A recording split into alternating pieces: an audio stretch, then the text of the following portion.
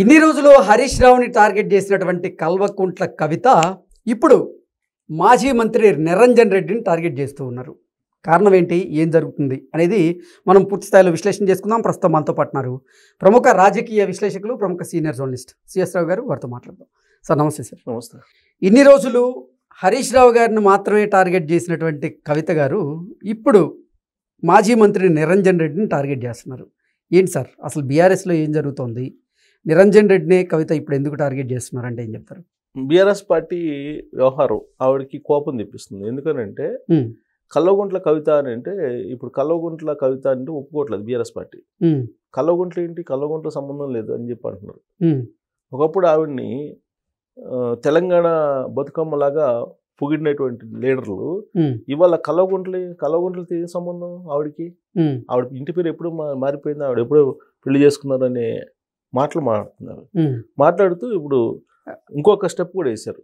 ఏమన్నారంటే కవిత గారిని పుచ్చొంకాయ అన్నారు. పుచ్చొంకాయ సచ్చొంకాయ అని చెప్పి అన్నారు. ఎవరు? మాజీ మంత్రి నిరంజన్ రెడ్డి గారు. మరి ఒక మహిళని, అందులో కల్వకుంట్ల ఫ్యామిలీ నుంచి వచ్చినటువంటి మహిళని పుచ్చొంకాయ సచ్చొంకాయ అంటే కామ్గా ఉంటారా?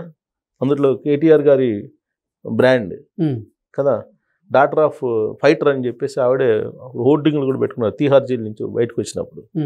ఆవిడ కామ్గా ఉంటారా? పుచ్చలు వేసిపోద్ది అన్నారు. ఎవరిని? నిరంజన్ రెడ్డి గారిని. ఓకే, అంతవరకు ఓకే. అది పరస్పరం వ్యక్తిగతమైనటువంటి, ఒక రకంగా చెప్పాలంటే ఈయన వ్యక్తిగతమైనటువంటి విమర్శ ఆవిడని చేశారు, ఆవిడ ఇతన్ని వ్యక్తిగతమైనటువంటి విమర్శ చేశారు. పుచ్చంకాయ సచ్చొంకాయ అంటే ఈయనంటే ఆయన పుచ్చలు వేసిపోద్దని ఆవిడ అన్నారు. ఆ తర్వాత నెక్స్ట్ పబ్లిక్కి, సమాజానికి పనికొచ్చేటువంటి కామెంట్ ఏంటంటే 3 ఫామ్ హౌస్లు ఉన్నాయి నిరంజన్ రెడ్డికి అని చెప్పి కామెంట్ చేసింది ఆవిడ. 3 ఫామ్ హౌస్లు ఉన్నాయి అని చెప్పి. అంతకుముందు హరీష్ గారికి ఫామ్ హౌస్లు ఉన్నాయి, ఆయన ఆస్తులు వాటి సంగతి బయట పెట్టారు. ఇప్పుడు ఇదంతా వింటుంటే తెలంగాణ సమాజం ఏమనుకోవాలి? ఒక్కొక్కరికి అసలు ఎన్ని ఫామ్ హౌస్లు ఉన్నాయని చెప్పేసి అనుకోవాలి. ఇప్పుడు కవిత గారే చెప్తున్నారు కదా 3 ఫామ్ హౌస్లు ఉన్నాయి నిరంజన్ రెడ్డి గారికి అని. ఎక్కడి నుంచి వచ్చినాయి అని అడుగుతున్నారు. దాంట్లో మళ్ళీ అసైన్ ల్యాండ్స్ ఉన్నాయని కూడా ఆవిడ కామెంట్ చేశారు. సేమ్ హరీష్ గారి మీద ఏ విధంగా అయితే కామెంట్ చేశారో అదే కామెంట్ చేస్తున్నారు. అంటే బీఆర్ఎస్ పార్టీలో ఉండేటువంటి వాళ్ళు ఎవరెవరు ఏం చేశారనేది చిట్టా మొత్తం కవిత గారి దగ్గర ఉంది. ఆవిడ జనంతో జాగృతి అనేటువంటి కార్యక్రమంలో ఇప్పుడు తెలంగాణ మొత్తం ఆవిడ పర్యటిస్తున్నారు. ఈ కార్యక్రమంలో ఎక్కడికి వెళ్తే అక్కడ టార్గెట్ చేస్తున్నారు బీఆర్ఎస్ పార్టీ లీడర్లని.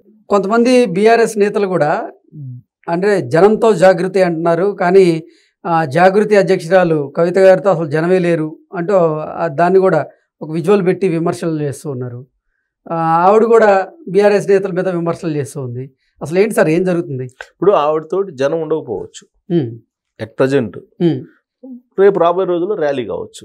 అవును, అది జనం ఉందా లేకపోయినా ఆవిడ మాట్లాడేటువంటి మాట సమాజంలోకి వెళ్తుందా లేదా? తెలంగాణ సమాజంలోకి ఎందుకు వెళ్తుంది? కల్వకుంట్ల ఫ్యామిలీ అంటే ఆ పార్టీ, బీఆర్ఎస్ పార్టీ అంటే కల్వకుంట్ల ఫ్యామిలీ పార్టీ అనేది తెలంగాణ సమాజానికి బాగా తెలుసు. వాళ్ళ సంపాదన ఎంత, వాళ్ళ ఆస్తులు ఎంత అనేది అందరికీ తెలుసు. 2014 ముందు వీళ్ళ ఆస్తులు ఎంత, ఇప్పుడు వాళ్ళ ఆస్తులు ఎంత అనేది ప్రతి సగటు తెలంగాణ పౌరుడు ప్రశ్నిస్తున్నారు. ఎందుకంటే అందరికీ తెలుసు, ఉద్యమం చేశారు కాబట్టి. ఉద్యమం చేసి ప్రత్యేక రాష్ట్రం కోసం వాళ్ళు ఏం చేశారు అనేది ఇప్పుడు తెలంగాణ సమాజానికి అర్థమవుతుంది. ప్రత్యేక రాష్ట్రాన్ని తీసుకొచ్చిన తర్వాత ఏం చేశారు, ప్రత్యేక రాష్ట్రం ఉద్యమం అప్పుడు ఏం చేశారు అనేది చాలామంది తెలంగాణ ఉద్యమకారులు, తెలంగాణకు సంబంధించినటువంటి పౌరులు ప్రశ్నిస్తున్నారు కదా. ఈవెన్ కేసీఆర్ గారితో స్కూల్ నుంచి ట్రావెల్ అయినటువంటి వాళ్ళు కూడా ఇప్పుడు సోషల్ మీడియాలో చెప్తున్నారు కదా. ఇప్పుడు ఎవరికి వాళ్ళే వీడియోలు పెడుతున్నారు కదా చాలామంది. కేసీఆర్ బిడ్డకి నేను డబ్బులు ఇచ్చానని చెప్పి శ్రీశైలం అదని చెప్తున్నాడు. ఇక్కడికి వచ్చి తీసుకెళ్ళలేదా? యూసఫ్ కూడా అక్కడికి ఏదో ఒక ప్లేస్ ఉంది, అక్కడికి వచ్చి నువ్వు బిడ్డ పెళ్ళికి డబ్బులు తీసుకెళ్ళలేదా నా దగ్గర అని చెప్పి ఆయన ప్రశ్నిస్తూ ఉన్నారు. ఇట్లా అనేక మంది మీరు పాస్పోర్ట్ దుబాయ్ శేఖర్ అని చెప్పి నేను అంటారా లేదా, ఎందుకు అంటారు, ఇవన్నీ అడుగుతున్నారు కదా. సో కాబట్టి తెలంగాణ ప్రజలకి కల్వకుంట్ల ఫ్యామిలీ అంటే ఏంటి అనేది అందరికీ క్లారిటీ ఉంది. ఇలాంటి పరిస్థితుల్లో బీఆర్ఎస్ పార్టీని రన్ చేయడమే కష్టంగా ఉంది. ప్రత్యేకవాదం అనేది వెళ్ళిపోయింది. ఓకే, సో ఇప్పుడు వాళ్ళతోటి ఎందుకు ట్రావెల్ కావాలి అనేది ఉద్యమకారుల్లో ఉంది, ఎక్కువ మందిలో ఉద్యమకారుల్లో. ఇప్పుడు కల్వకుంట్ల కవిత బయటకు వచ్చారు, అసలు కల్వకుంట్ల కాదని చెప్పి ఇప్పుడు బీఆర్ఎస్ పార్టీ వాళ్ళు టార్గెట్ చేస్తున్నారు. బీఆర్ఎస్ పార్టీ లీడర్లు నిరంజన్ రెడ్డి కానీ లేదంటే జగదీష్ రెడ్డి గారు కానీ వీళ్ళందరూ మాట్లాడుతున్నారంటే అక్కడ కేటీఆర్ గారు లేదంటే కేసీఆర్ గారు పర్మిషన్ లేకుండా వీళ్ళు మాట్లాడుతుంటారా? ఓకే. ఎందుకంటే వాళ్ళ ఫ్యామిలీ మెంబర్స్ వాళ్ళు కాకపోయినా రేపైనా ఒకటి అవుతారు, ఖచ్చితంగా ఒకటి అవుతారు. బంధువులని రక్త సంబంధికులు తాత్కాలికంగా ఒకవేళ విమర్శించుకొని దూరం అయినా కానీ ఏదో సందర్భంలో ఒకటి కాక తప్పదు, అవుతారు. ఇలాంటి దృష్టాంతాలు బోల్డ్ ఉన్నాయి. ఓకే. అయినప్పటికి కూడా ఇప్పుడు జగదీష్ రెడ్డి గారు కానీ లేదా నిరంజన్ రెడ్డి గారు లాంటి వాళ్ళు కానీ కవిత గారిని టార్గెట్ చేస్తున్నారు. ఎందుకు టార్గెట్ చేస్తున్నారంటే కేటీఆర్ గారే వీళ్ళని టార్గెట్ చేయమని సంకేతాలు ఇస్తున్నారు అనేది కవిత గారి అభిమానుల యొక్క వాళ్ళ అభిప్రాయం. ఓకే. సో మరి కవిత గారు టార్గెట్ చేయనా? ఇండైరెక్ట్గా కేటీఆర్ గారిని టార్గెట్ చేస్తుంది. పార్టీని నడపలేదు ఆయన, ట్విట్టర్కి సంబంధించినటువంటి 4 ట్వీట్లు చేస్తే పార్టీని నడపడం కాదు అని చెప్తున్నారు కదా. జూబ్లీహిల్స్ ఉప ఎన్నికల్లో ఓటమి గురించి కూడా ఆవిడ కామెంట్ చేశారు కదా, ఉప ఎన్నికల్లో ఎందుకు ఓడిపోయింది పార్టీ అనేది. సో ప్రజలకి ఎప్పుడో దూరం అయిపోయింది ఆ పార్టీ అని చెప్పి చెబుతున్నారు కదా. కేసీఆర్ గారు చుట్టూ ఉంది దెయ్యాలు అని చెప్పి అంటున్నారు కదా. ఆ దెయ్యాలు ఉన్నంత వరకు ఆ పార్టీ ఏం మొత్తం క్లోజ్ అని చెప్పి అంటున్నారు కదా. పైగా కేసీఆర్ గారు దగ్గరికి మీరు వెళ్తారంటే కేసీఆర్ గారి దగ్గరికి బిడ్డగా వెళ్తారని చెప్తే రాజకీయ పార్టీ పరంగా నేను వెళ్ళాలని చెప్తున్నారు ఆవిడ. ఆవిడని పార్టీ సస్పెండ్ చేసింది కదా, పార్టీ సస్పెండ్ చేసింది. ఆవిడ ఎమ్మెల్సీ పదవికి రాజీనామా చేశారు. ఇప్పటి వరకు ఆమోదించరా? పార్టీ పదవికి రాజీనామా చేస్తే అది ఆమోదించలా, ఎమ్మెల్సీ పదవికి రాజీనామా చేస్తే ఎమ్మెల్సీ పదవికి రాజీనామా చేస్తే దాన్ని ఇంతవరకు యాక్సెప్ట్ చేయాల. మరి నిజంగా వీళ్ళ ఫ్యామిలీలో గొడవలు ఉంటే లేదు, నిజంగా వీళ్ళ ఫ్యామిలీ విడిపోయి సొంత దుకాణాలు పెట్టుకున్నారు అనుకుంటే మరి ఇమీడియట్గా ఎందుకు కవిత మీద చర్యలు తీసుకోరు పార్టీ? ఇంకొకళ్ళు అయితే పార్టీలో ఇలానే చేస్తారా? ఈటల రాజేందర్ గారు లాంటి వాళ్ళే బర్తరఫ్ చేసేసి పక్కన పడేశారు కదా, మినిస్టర్ పదవి నుంచి తీసేసి బర్తరఫ్ చేసి పక్కన పడేశారు కదా. మరి ఈ రాజీనామా చేస్తే ఎమ్మెల్సీ పదవికి ఇప్పుడు కూడా ఎమ్మెల్సీగా ఆవిడ కొనసాగుతున్నారు కదా, మరి ఎందుకు యాక్సెప్ట్ చేయట్లేదు? అంటే గూడుపుడానే నడుస్తుంది. ఎందుకు గూడుపుడానే నడుస్తుంది? వచ్చినటువంటి గొడవ ఏంటి అసలు వీళ్ళకి? సింపుల్. ఆంధ్రప్రదేశ్లో ఈ విధంగా జగన్మోహన్ రెడ్డి గారి కను షర్మిల గారికి వచ్చిందో సేమ్ ఇక్కడ కూడా అదే. ఓకే. అఫీషియల్గా ఆస్తుల గురించి కాదు, అనఫిషియల్ ఆస్తుల గురించి అనేది వాళ్ళ ఫ్యామిలీ గురించి తెలిసినటువంటి వాళ్ళు సోషల్ మీడియాలో చెప్తున్నటువంటి మాట. అక్కడ ఇక్కడ సేమ్ ఎపిసోడ్ నడుస్తుంది కదా. అక్కడ అన్న మీద ఆవిడ తిరగబడ్డారు.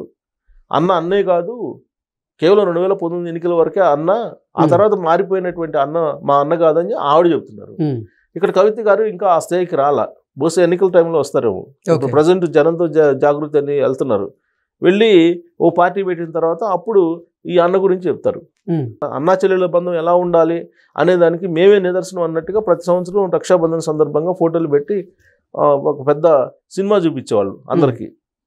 కానీ మరి రక్షాబంధన్ అప్పుడు ఇద్దరు కలవలేదే, ఎదురుపడినా మాట్లాడుకోవట్లేదే వాళ్ళు. మరి ఎందుకు? సేమ్ ఎపిసోడ్, ఆంధ్రప్రదేశ్ ఎపిసోడే తెలంగాణలో కూడా మనకు కనిపిస్తూ ఉంటుంది. ఇప్పుడు ఫామ్ హౌస్ల వ్యవహారం ఏంటి? ఇప్పుడు మరి ఇదంతా విన్న తర్వాత ఫామ్ హౌస్లు ఎన్ని సంపాదించుకున్నారు వీళ్ళు ఒక్కొక్కళ్ళు అనేది ప్రజలు ఆలోచిస్తారు కదా, ఆలోచించుకున్నారు కదా. ఇప్పుడు రేవంత్ రెడ్డి గారు అప్పుడు ప్రతిపక్ష నాయకుడిగా ఉన్నప్పుడు ఆయన ఫామ్ హౌస్ మీద డ్రోన్ ఎగరేస్తే తీసుకెళ్ళి లోపల పెట్టారు జైల్లో. మరి ఇప్పుడు కవిత గారు ఫామ్ హౌస్ల గురించి చెప్తున్నారు కదా, ఒక్కొక్కరికి ఎన్ని ఫామ్ హౌస్లు ఉన్నాయని. ఎన్ని ఫామ్ హౌస్లు సంపాదించారు, ఎన్ని కోట్లు సంపాదించారు ఒక్కొక్కళ్ళు అనేది తెలంగాణ పౌరులు ఆలోచించరా? డెఫినెట్గా ఆలోచిస్తారు. వీళ్ళ వ్యవహారం ఏంటి, కవిత గారు చెప్పిన దాంట్లో నిజమే అంత అనేది వాళ్ళు ఆలోచించి వాళ్ళు చర్చించుకుంటారు కదా. సో రాబోయేటువంటి రోజుల్లో కవిత గారు ఇంకా ఎంతమంది ఫామ్ హౌస్లు బయట పెడతారనేది చూడాలి. Okay sir, thank you so much.